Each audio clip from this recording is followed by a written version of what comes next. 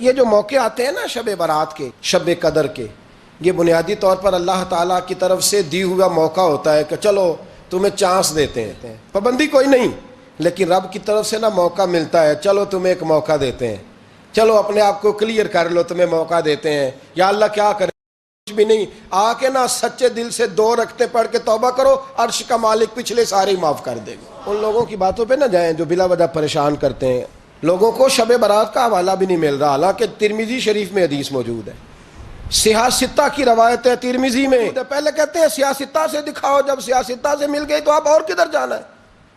اور ابن ماجہ میں موجود ہے مولا علی کی روایت، اور ذرا ترتیب دیکھیے گا، یہ ترمذی کی حدیث ہے، اور امام ترمذی نے تو پورا باب باندھا ہے 15ویں شعبان پر، پورا باب۔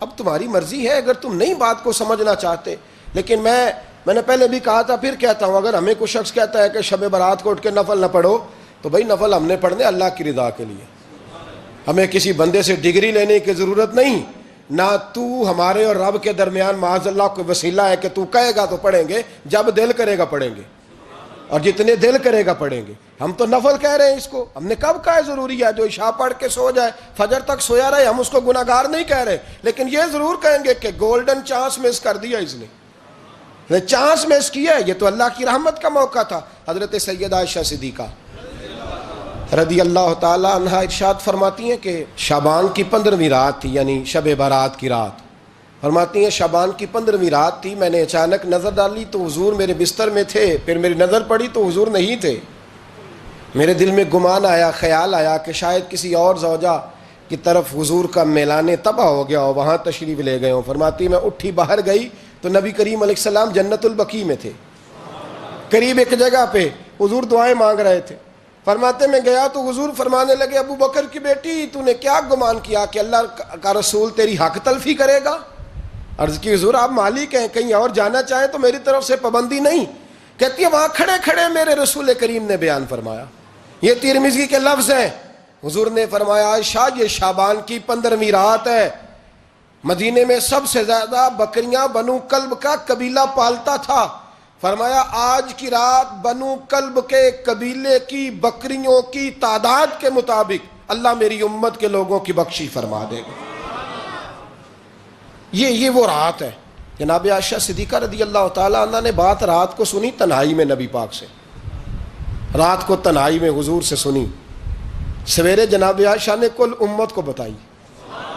اگر یہ بات اہمیت والی نہ ہوتی تو بی بی صاحبہ آگے روایت کرتی، یہ کتابوں میں آتی، یہ لوگوں کو بتاتی۔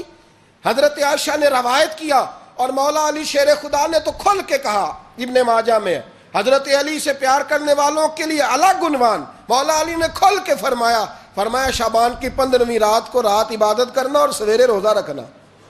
حضرت علی کے لفظ بائی نہیں سیاستہ میں، رات کو روز عبادت کرنا، دن کو روزہ رکھنا۔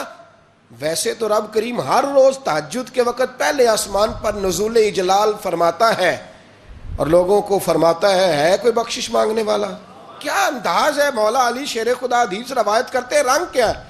فرمایا باقی راتوں میں نا تھوڑا سا پیکج ہوتا ہے، تھوڑا سا آخری حصے میں رات کے، شب برات کو نا رات چڑھتے ہی اللہ پہلے آسمان پر جو اس کی شان کے لائق ہے نزول اجلال فرماتا ہے، اور پہلا جملہ یہ فرماتا ہے کوئی معافی مانگنے والا؟